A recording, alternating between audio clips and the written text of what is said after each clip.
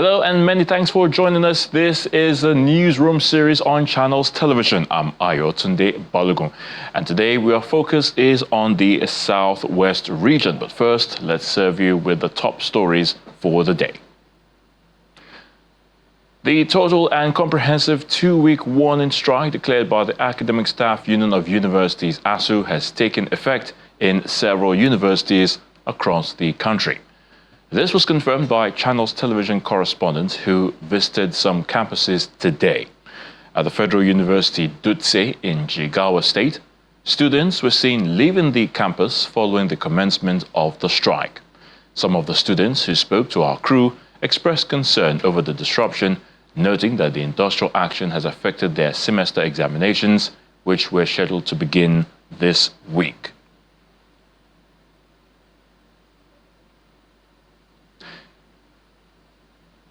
Meanwhile, in Kwara State in north-central Nigeria, the University of Ilorin chapter of ASUU has also joined the nationwide warning strike.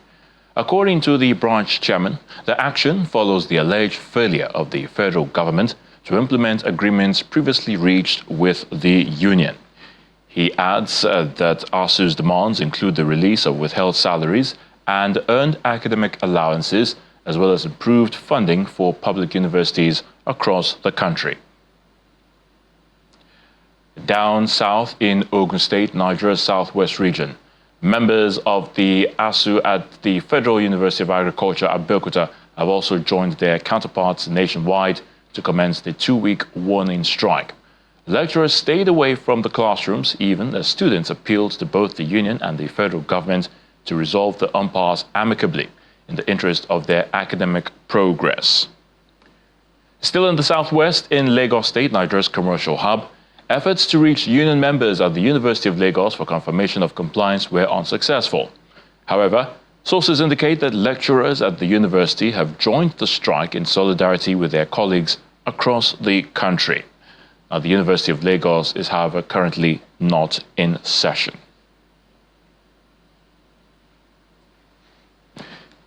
Still on the strike action, the Congress of University Academics has once again dissociated itself from the ongoing strike by ASUU, saying it does not support the action.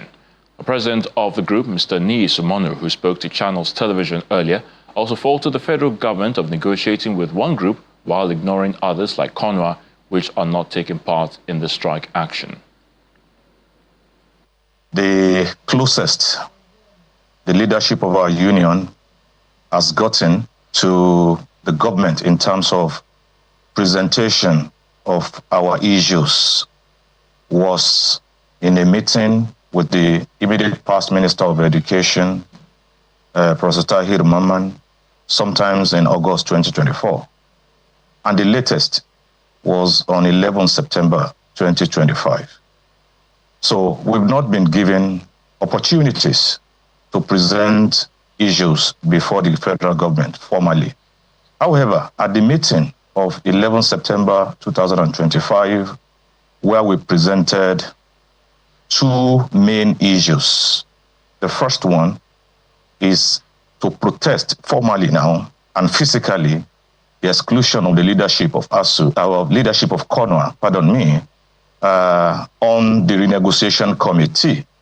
We felt strongly that it was against the law, it was unfair, and all known international labor organization laws and provisions is actually against it.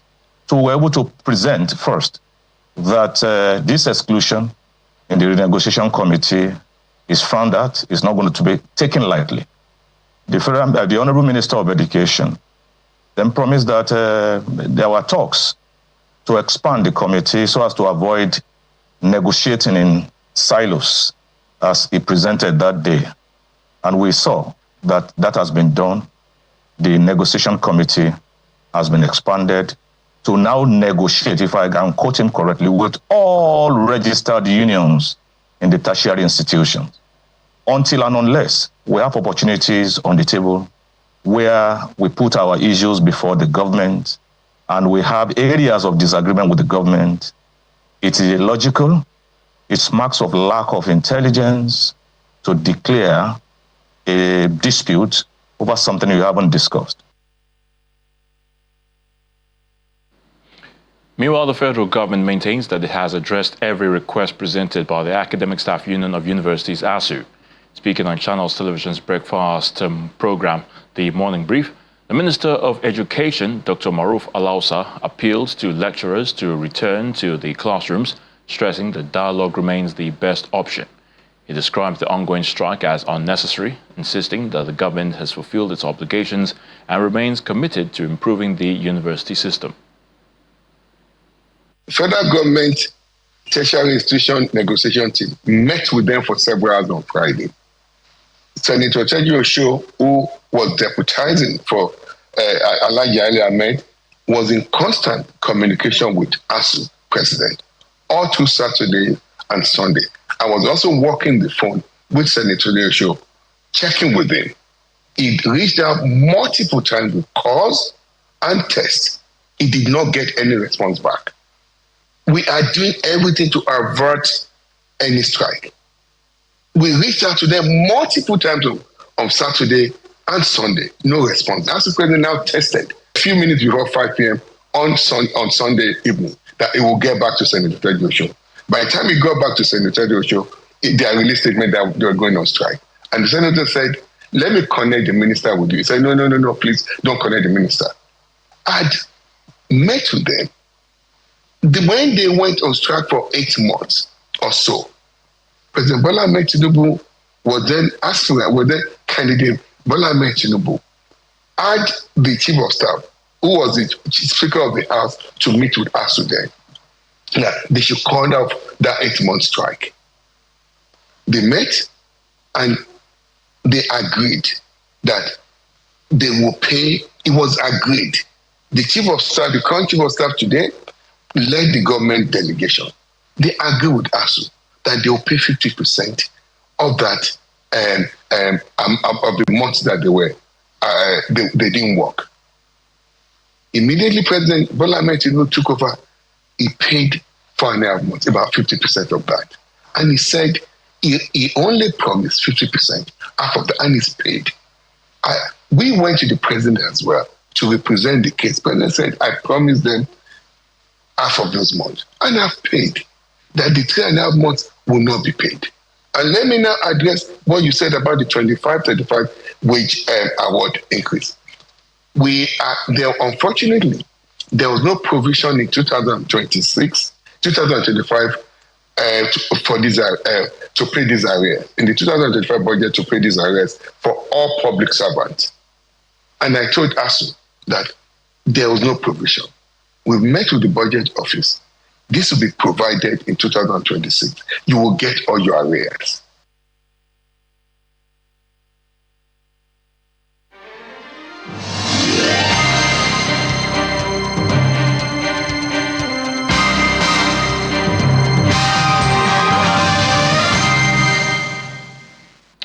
The governor of Oyo State, Seyi Makinde, says his administration will continue to consult and engage with residents of the state on the making of the state's annual budgets with a view to knowing their aspirations and prioritizing their needs. He made the promise at the Stakeholders Consultative and Engagement meeting on the 2026 budget held at the International Conference Center at the University of Ibadan. Governor Makinde believes that continuous engagement will enable the government to serve residents of the state better through a bottom-up approach to development, a tradition his administration started back in 2019. It's that time of the year when the Oyo State government engages residents and other stakeholders on the needs they want the annual budget to address. The Stakeholders Engagement Forum is aimed at feeling the pulse of the people to know what the government has done right or wrong and areas in dire need of attention. The state government believes the annual budgetary ritual will also help the government serve residents better through a bottom-up approach to development, a tradition his administration began in 2019. Coming here every year is not, we're not coming here to play or to joke, but we're not here because, we're trying to fulfill all righteousness. No. We're coming here because we want to really hear from the people to provide an environment where businesses economic activities can thrive. The yearly event is a must for the Oyo State government as it has significantly improved annual budget performance and helped with effective implementation of projects. If you are talking about inclusive development, definitely you must engage with the people, especially the strategic stakeholders, for us to be able to have effective implementation of that particular project. People do say that, they only mention the millions and billions. We don't see it trickling down to the people in the state. This is an avenue for people to bring about nominated budgets for them, a project for them to be able to improve their welfare and their livelihood.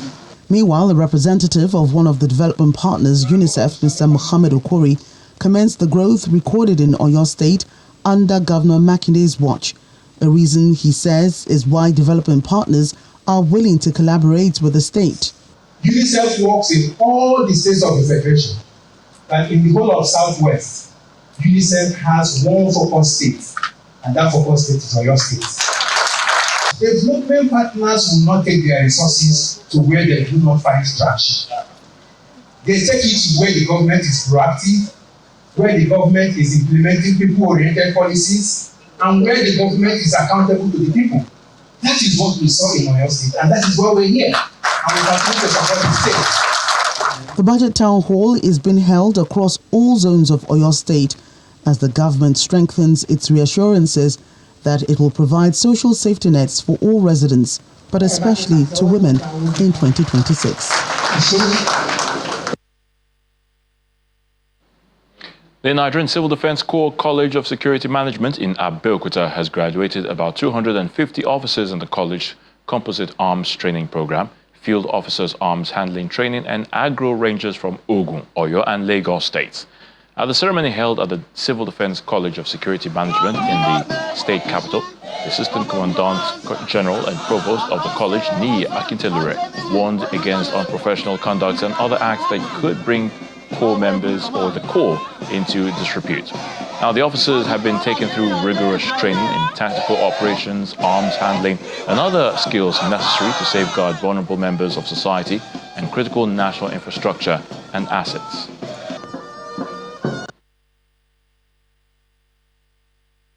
You see, Nigeria, we are blessed with different terrains. We have riverine area, so there is nowhere the case of anti-vandal, case of bandits are not operating. So we train some people in swimming. They will carry these rifles, they will be in water, and the water will not consume the rifle. Still, they go. So that is why we decided to make specialization for everybody. Then some people came here for basic weapon handling. See them now what they are doing there. So doing this one is to tell you that if their rifle develop fault, they will rectify it without coming to me. So it's more or less all-round development. When we come back after the break, Lagos State government issues a stop work order reclamation activities in the Lekki area. Join us again for details.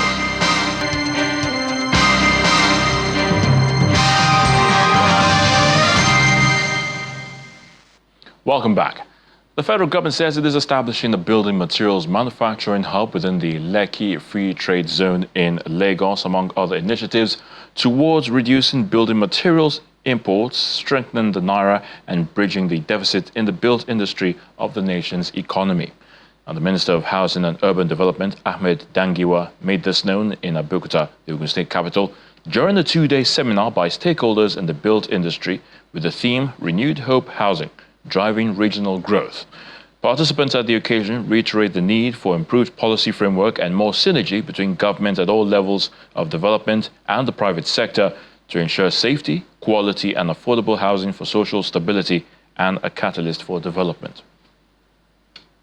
The housing deficits in Nigeria is largely attributed to rapid population, slow infrastructure development, policy somersaults, lack of accessibility to land and funding.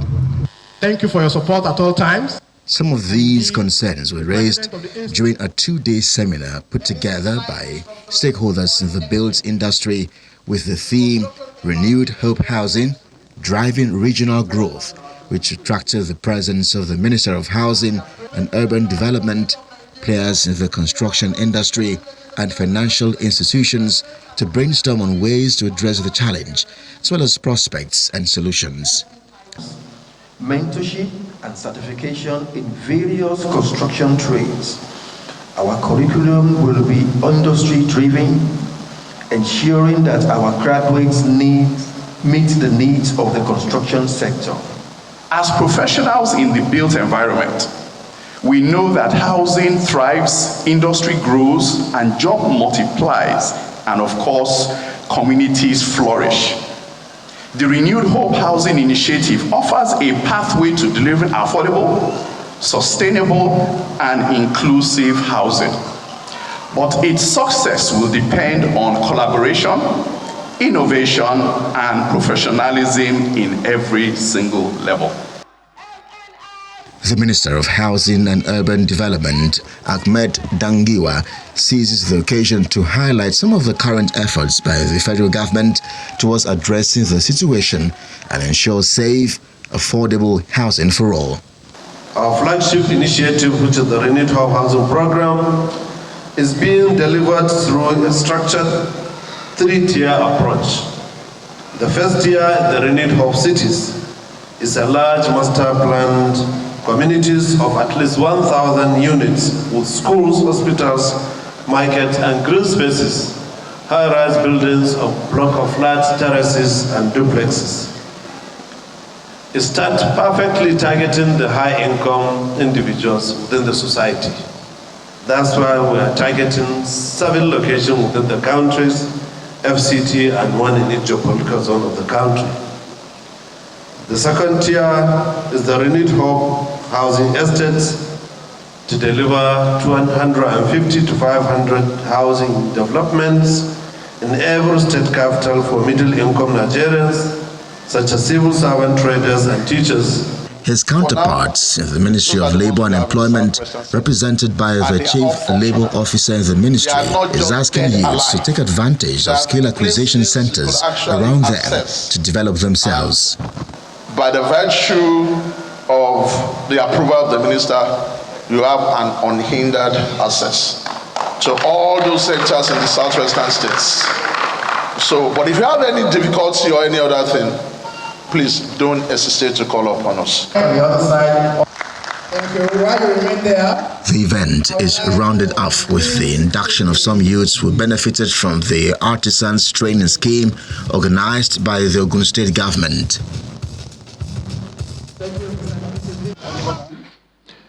The Lagos State government has issued a stop work order for illegal reclamation activities ongoing in the Lekki area of the state to narrow and reduce the size of the Ikota River. The Commissioner for the Environment and Water Resources, Mr. Tokunbo Wahab, gave this directive during an inspection tour of the area. He said 17 houses have been removed for the illegal activities going on in that area, and according to him, some individuals have deliberately chosen to destroy the ecosystem provided by nature, and government will do the needful to ensure the state is protected from natural disasters. Senior officials of the Lagos State Ministry of Environment and Water Resources, as well as the Ministry of Transportation, are in Lekki area of the state to investigate reported illegal activity ongoing within the axis. The team moves to Oyo State in Lekki, where a demolition exercise is already ongoing for blockage of drainage channels. Some persons have taken it upon themselves to believe they are above the laws, and just for pecuniary gains, and they choose to do things that will push back nature. And I'll give you instances. We're driving through the town. You saw what we saw at 156. Behind 156, they forgot there is the coastal road alignment. So 156 must be allowed to breathe. We were there last year.